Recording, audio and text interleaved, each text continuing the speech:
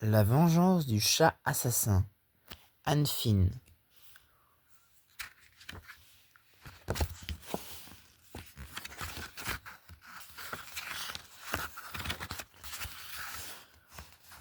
De Anne Fine. Illustration de Véronique Deis. Traduit de l'anglais par Véronique Heitz. Du même auteur à l'école des... non.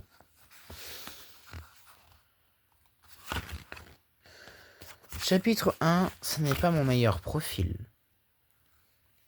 C'est ça. Plongez-moi la tête dans un buisson de houx. Je lance à la mère d'Ellie un regard noir. Tout est de sa faute.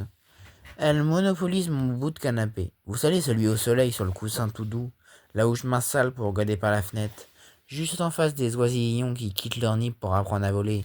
Miam miam. Dis donc, je lui lance un regard noir. C'est tout ce qu'elle mérite. C'est ce que je veux. C'est ce qu'elle se décale un peu, que je puisse faire la sieste. Nous les chats, nous avons besoin de faire la sieste. Si je ne fais pas la sieste, je suis de mauvais poil. Je suis juste là, à la regarder, rien d'autre. Bon, d'accord, je la regarde de travers, mais elle ne voit rien. Elle est occupée à feuilleter les nouveaux programmes de l'université du savoir. Qu'est-ce que je pourrais bien faire demanda-t-elle à Ellie. Tu m'imagines dans quel cours? Arts plastiques, musique, les grands courants littéraires, danse, yoga. Est-ce qu'ils ont des cours pour apprendre à réparer sa vieille voiture? Demande le père d'Ellie. C'est ça que tu devrais faire. Il a raison, leur voiture est une honte, une calamité. C'est un vieux taco qui roule dans un bruit de ferraille, qui vomit de la fumée, et ils n'auront jamais au grand jamais assez d'argent pour en acheter une nouvelle. Le cours le plus adapté à la mère d'Ellie serait construire une nouvelle voiture à partir de rien. Mais je doute que l'université du savoir propose ce genre de cours. J'insiste avec mon regard noir sans aucune méchanceté, vous voyez. Non, juste pour qu'elle comprenne que je ne suis pas là pour le spectacle de sa beauté. Mes pattes me font mal. Elle lève les yeux de sa brochure et elle me voit. Oh, tu fis? Quel adorable petit minois grogneux. Je suis comme vous. Je n'aime pas les taquineries. Je la fusille de regard. Bon, d'accord, je grogne un peu et ensuite je crache. Et devinez la suite, elle disparaît. Dans son sac, elle en sort précipitamment son appareil photo et elle me prend en photo. Pas sous mon meilleur profil, je suis obligé de le reconnaître. J'ai l'air un peu renfrogné et je monte mes dents. Et mes griffes sont longues et pointues. Et ma patte est tendue.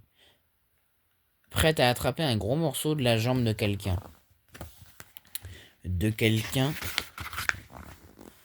Qui doit abandonner mon bout de canapé ensoleillé. Non, c'est sûr, pas mon meilleur profil. Mais la photo lui plaît et lui donne une idée. Je sais, je vais suivre le cours d'art plastique, peinture et poterie. Ma première œuvre sera le portrait de Tuffy d'après cette photo. Je pense que ça va être charmant. Oh oui, absolument charmant.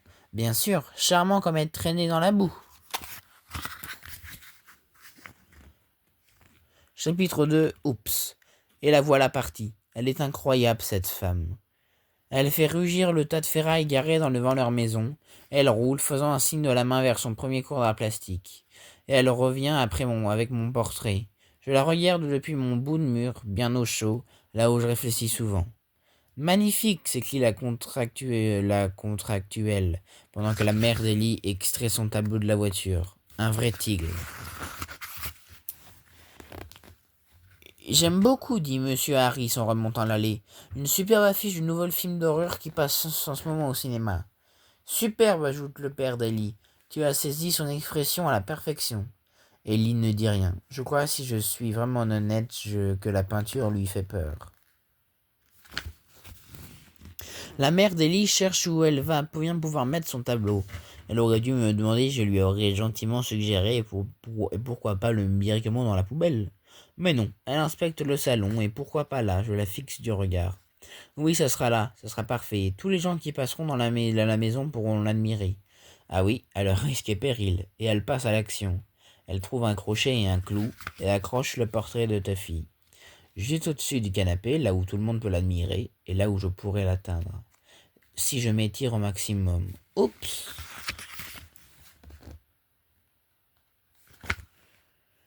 Chapitre 3. Un petit coup de patte. Allez-y, coupez-moi les glyphes. J'ai découpé le chat en morceaux. Par pitié, si quelqu'un a le droit de déchirer cet œil de chapin, c'est moi. C'est un accident. La seule chose que j'ai faite, c'est donner un petit coup d'une de mes douces et gentilles pattes vers le tableau. Juste pour me sentir mieux. Comment osez-vous dire que c'est de ma faute si mes glyphes se sont accrochés à la toile? Accroché et coincé. Personne ne peut me reprocher d'avoir essayé de libérer ma patte. Maintes et maintes fois, j'admets que la peinture ne ressemble plus à grand-chose. Mais je me sens beaucoup mieux. Je m'installe sur mon bout de mur dehors et j'attends. L'explosion viendra bien assez tôt. Regarde-moi ce massacre, mon portrait de Tuffy en lambeaux, partout sous le tapis. Non pas que sur le tapis, ce n'est pas un bout d'oreille là sur le buffet.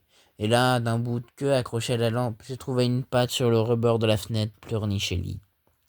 J'ai dispersé le portrait de Tuffy.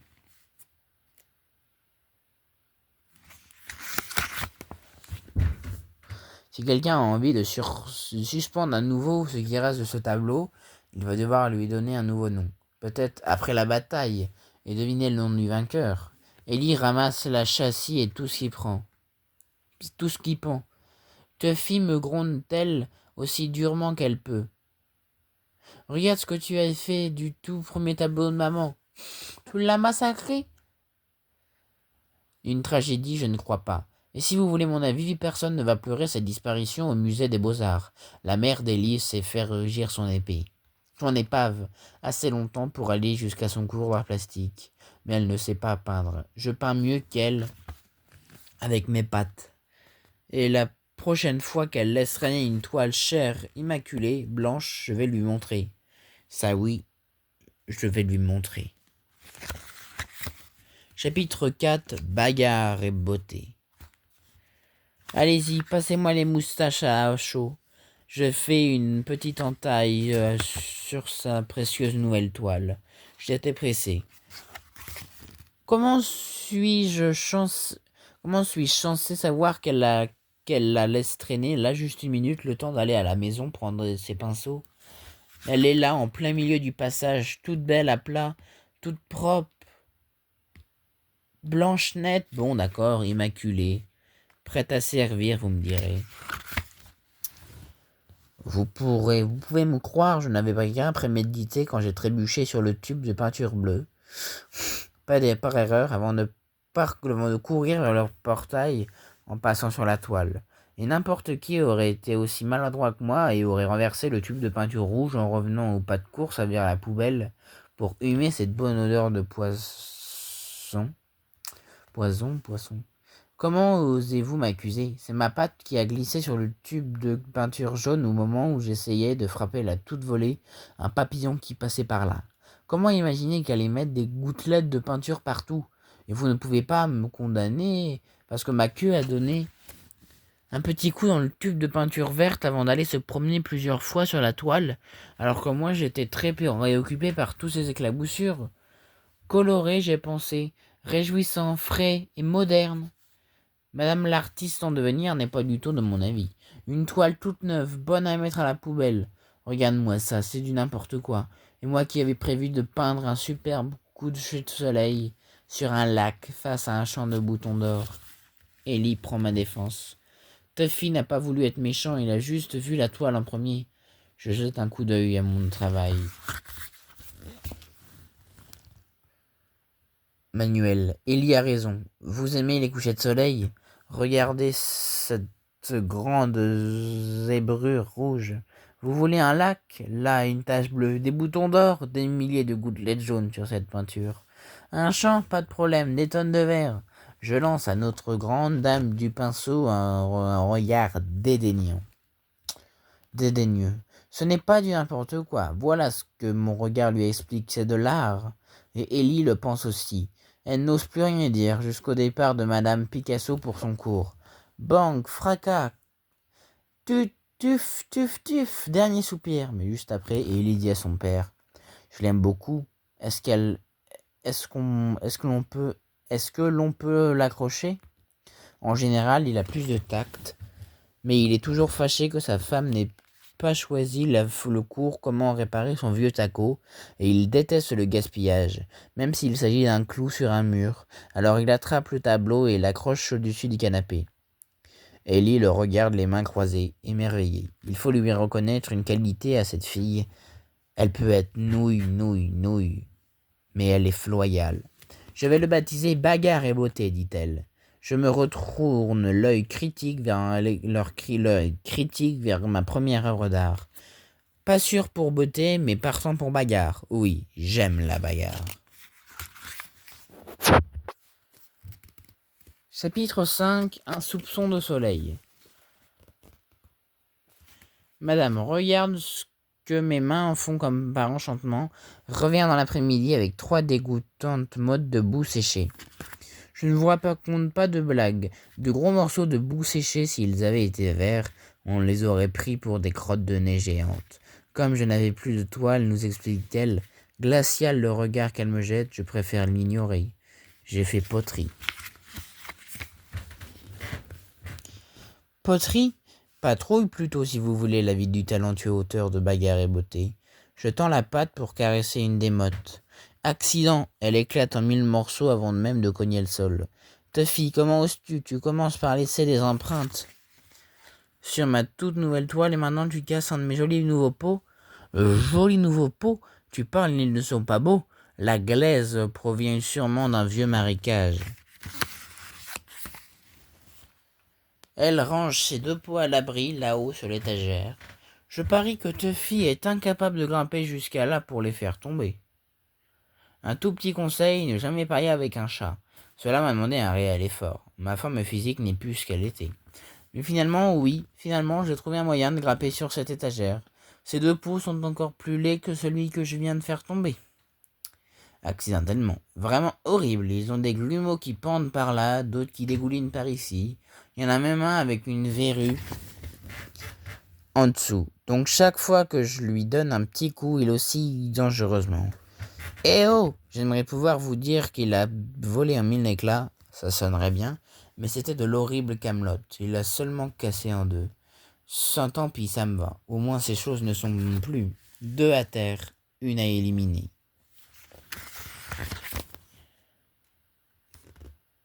Chapitre 6. L'affreux pot de la petite dame.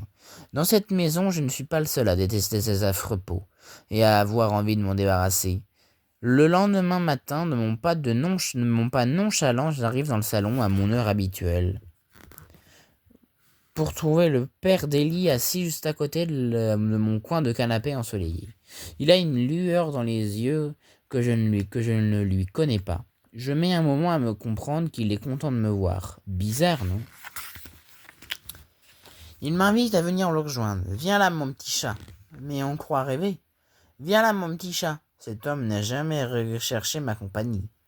Je ne me souviens même pas d'heure heureuse, allongée sur ses genoux, à me faire caresser et dorloter. Non, je ne m'en souviens d'aucune. Il est évident qu'il cherche à obtenir quelque chose. Je cherche un rapide coup d'œil à la pièce et voilà. Il a déplacé l'affreux pot de la petite dame sur la table basse. Ah, voilà ce qu'il espère. Que je refasse ce que j'ai fait hier avec succès. Un petit coup de patte, un petit oups et un pot fraîchement cassé. En route pour la poubelle. J'avoue, je suis tenté. Il est moche ce pot. Le monde se portera mieux sans lui, pour être vraiment honnête. Je pense que ce pot serait plus beau en 1000 morceaux que sur le sol qu'en entier sur la table. Je suis un animal domestique serviable, toujours prêt quand on a besoin de moi. Je lance ma patte, prêt à agir, et là il commet une grosse erreur. C'est bien gentil, petit. Gentil, petit? Il me prend pour qui? Un stupide chien? Je le fixe lentement, les yeux plissés. S'il a un peu de jugeote, il va comprendre. Comprendre que ce regard signifie « excuse-moi ». Lequel des deux a été dressé comme un chien? Est-ce que je suis du genre à faire ce que tu veux? Non, ce n'est pas mon genre. Est-ce que j'accours quand tu m'appelles? Non. Je vis ma vie, je suis un chat. Toi, par contre, tu es très bien dressé. Si j'ai faim, il me suffit de tourner plusieurs fois autour de tes jambes, au point de te faire trébucher et tu ouvres une boîte. Si j'ai envie de sortir, je me plante devant la porte et je miaule, comme si j'étais vrai à vomir. Et tu es là en une seconde pour m'ouvrir. Lequel des deux devrait dire gentil petit, mon pote? Oui, c'est ça, sûrement pas toi. Mais... oui, sûrement pas toi, moi. Il y a plusieurs façons de lui faire comprendre. Je décide de rester très évasif. Je le tiens sur des charbons ardents. Je vais et je viens autour de la table basse. Quel hypocrite en général. Il me repousse vivement. Je frôle le pot un peu plus à chacun de mes pas, sage, et parfois je tends la patte vers ce pot qu'il espère tant me voir casser. Je donne même un petit coup pour faire tomber ce maudit pot, pour qu'il se renverse presque, pas cette fois. Allez, vas-y, me supplie-t-il, tu es suffisamment maladroit. Maladroit? Les choses tournent au vinaigre, j'aurais pu lui dire pas une seule chose que ne sera cassée dans cette maison, sauf si je décide de la casser. Nous les chats, nous sommes intelligents, nous sommes rusés, nous sommes miauleurs. Mais nous ne sommes pas maladroits. Et là, il se trompe définitivement de texte. Il essaie une nouvelle tactique. Allez, casse-le pour moi, s'il te plaît, mon gentil petit chat. Mon gentil petit chat. Comment hostile, quel culot, il est incroyable cet homme. 50 vies communes et il me traite de gentil. C'est une insulte. J'ai envie de le griffer. Je préfère prendre ma revanche. Je fais les gros yeux et je dresse tous mes poils. Je fais le coup du... Je viens juste de voir passer un fantôme. Très joli coup. Et cerise sur le gâteau, je recule à 100 km/h sur la table basse, droit sur le joli plat en porcelaine qu'il aime tant, qui vole en éclats et qui jette à terre toutes les pièces qu'il garde là. Il ramasse toujours ses pièces quand on sonne à la porte. Monsieur Harris, notre voisin, et comme d'habitude, il vend des tickets de tombola. Désolé, dit le père d'Élie, comme à son habitude. Malheureusement, je n'ai plus du tout de monnaie. Monsieur Harris regarde les pièces qui débordaient des mains du père d'Élie. Oh, ça ira, dit-il. Toutes ces pièces suffiront pour un billet, et le premier prix vaut vraiment le coup. Surtout pour votre famille. C'est une belle voiture toute neuve. Apparemment, nous les chats, nous ne sommes pas les seuls à en avoir assez de tousser pendant des heures à chaque fois que la famille se met en route. Alors il ne reste plus qu'une chose à faire au père d'Élie, acheter un ticket ou passer pour un radin. Il est maintenant de très mauvaise humeur. Je trouve ça déplaisant d'avoir à la supporter. Nous les chats, nous avons notre dignité. Je choisis de pousser cet affreux pot loin du bord de la table. Je le déplace un peu et encore un peu et je le mets en sécurité jusqu'au milieu de la table, là où personne ne pourra le cogner ou le casser, même par erreur. Ensuite, je dresse ma queue fièrement et je sors, l'air digne. Chapitre 7. Le chat et la souris. Nous ne jouons plus au chat et à la souris. Et devinez qui fait la souris. Et devinez qui faisait la souris. Il remet l'affreux pot sur l'étagère pour que l'artiste en herbe ne se doute de rien. Mais s'il veut toujours que ce pot disparaisse, il souhaite garder les mains propres. Monsieur, je suis blanc comme neige, pour pouvoir jurer à la mère d'Élie que c'est moi qui l'ai cassé. Les semaines qui suivent, il essaie tout. Vous pouvez me croire, tout. Premièrement, il me demande si il supplie. Vous voyez ce genre de truc, mon petit chat? Mon gentil petit chat? Est-ce que tu es prêt à faire une toute petite chose pour moi? Bon, ma vieille grand-mère aurait dit, passe-moi la bassine, je vais vomir Alice. Puis il m'attrape, m'installe sur l'étagère et me pousse vers le pot. C'est ça, il met sa main sur mon dos et essaie de me pousser. Il soigne encore les griffures récoltées cette fois-là. Ensuite, il enduit le pot de crème chantilly, espérant que la gourmandise me fera sauter sur l'étagère et lécher le pot si fort qu'il tombera de l'étagère. Qu'il est bête, de la crème sur l'étagère, quel pied! Je fais des dérapages, je lance des gouttes de crème partout, et il met des journées entières à se débarrasser de cette odeur aigre.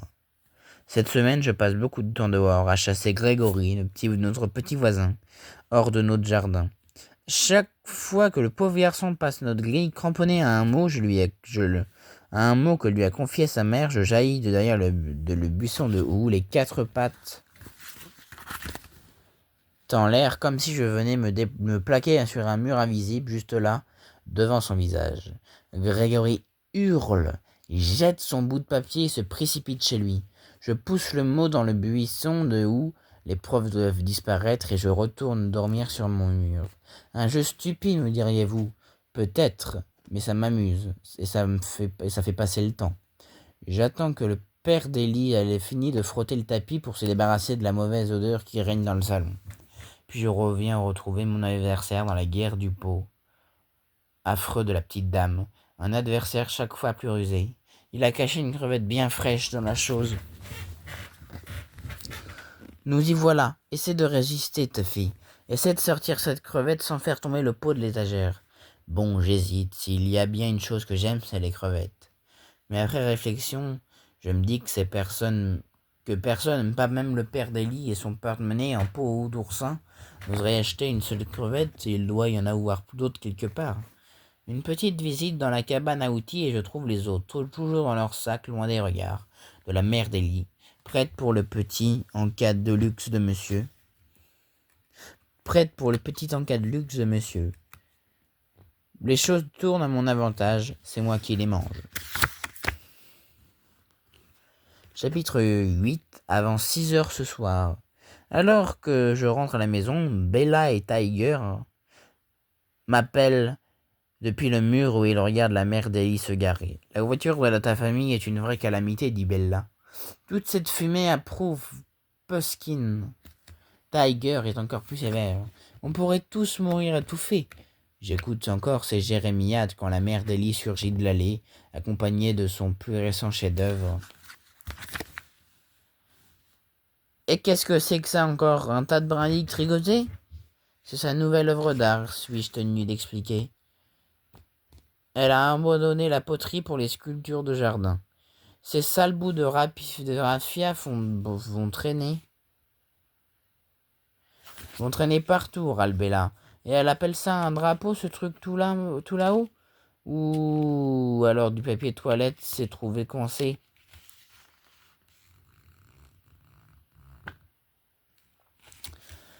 Ou s'est trouvé coincé sur on ne sait pas quoi?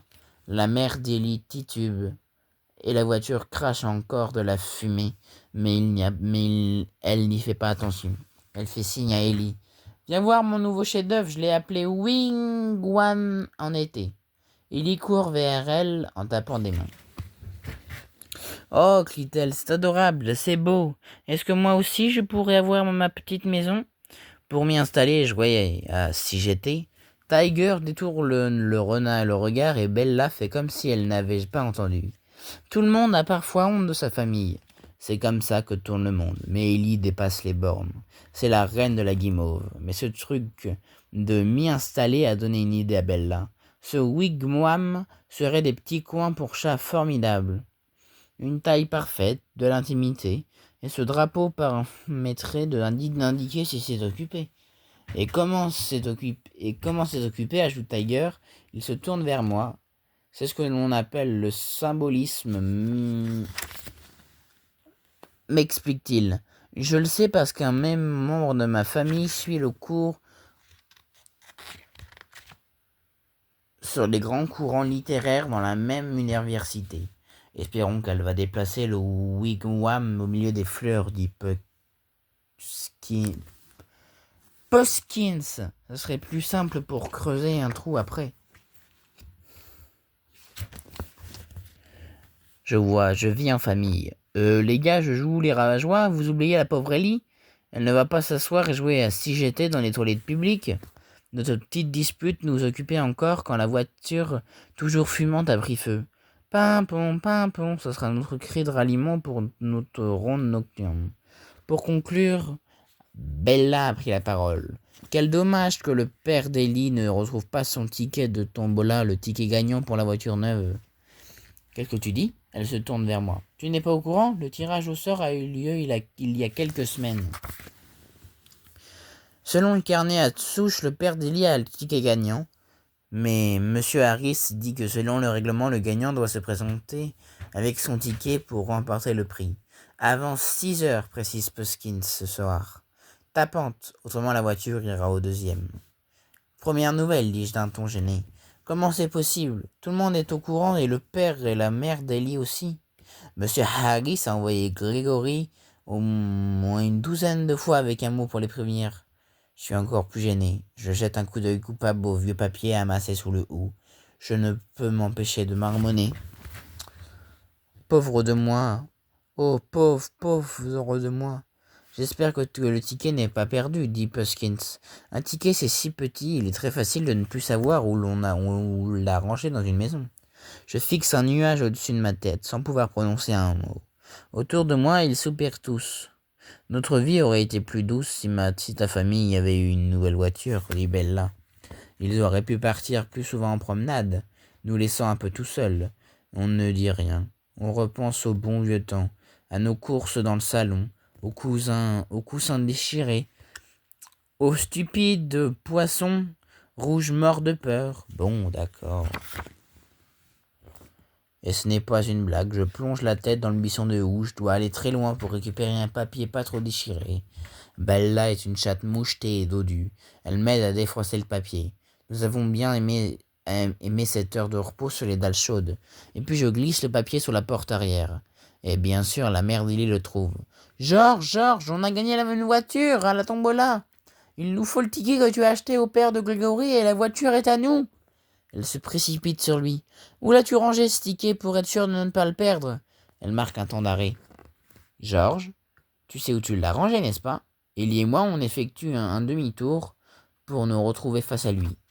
Il est vert.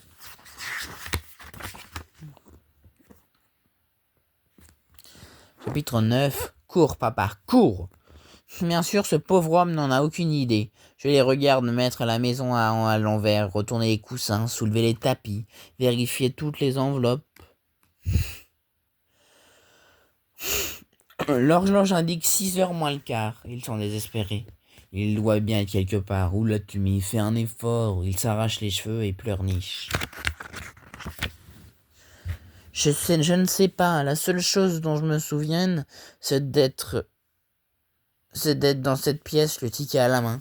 Je lui donne pourtant des indications. Je fais des allers-retours sur l'étagère en ronronnant, mais ils n'ont pas le temps d'y prêter attention. Pour en finir 5 minutes avant leur limite, je suis obligé de faire ce qu'il essaie d'obtenir de moi depuis des semaines. Je n'ai pas choisi de le faire. Nous sommes bien d'accord, c'est un acte désintéressé pour le bien de la communauté. Si ça ne tenait qu'à moi, j'aurais préféré me casser une patte que de lui faire plaisir en cassant ce pot affreux. Mais nécessité fait loi, je dresse la patte et je donne un coup sec et sûr. Il ne s'est pas brisé en 1000 morceaux sur le sol, dommage. En plein vol, ce pot grossit s'est cassé en deux. Et de là tombe en premier une crevette, puis un premier ticket de tombola. Les morceaux du pot atterrissent sur le tapis. Pop, pop, pop.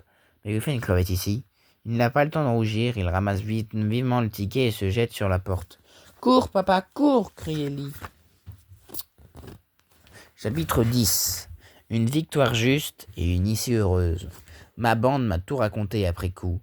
Il n'a pas fait le tour, il a sauté par-dessus la clôture. Surprenant, un saut digne des Jeux Olympiques. Il a failli en avoir une attaque. Je suis déçu d'avoir manqué ce spectacle, mais j'étais trop occupé à recueillir les louanges d'Ellie et ses câlins. Oh, Tuffy, tu es le chat le plus intelligent, le plus merveilleux du monde. C'est toi qui as trouvé le ticket, juste à temps. Et grâce à toi, nous avons une nouvelle voiture. Je t'aime, Tuffy, je t'aime tant. Tu es mon gentil Mimi Tuffy. Ok, ça suffit. Je n'en peux plus de toute cette guimauve. Je la secoue un peu et je sors. J'ai besoin d'être seul. Je veux réfléchir à une ou deux choses sur mon mur. J'ai dû faire un énorme sacrifice. J'ai dû faire ce que le père d'Ellie attendait de moi. Casser ce pot. Je déteste faire de quoi que ce soit pour cet homme. Plutôt mourir que de lui faire plaisir. Mais c'était ce qu'il y avait de mieux à faire. Bella a raison. Maintenant, ils ont une nouvelle voiture et ils vont sortir plus souvent. J'ai peut-être perdu une bataille, mais j'ai gagné le champ de bataille. C'est une défaite honorable, une victoire juste et une issue heureuse.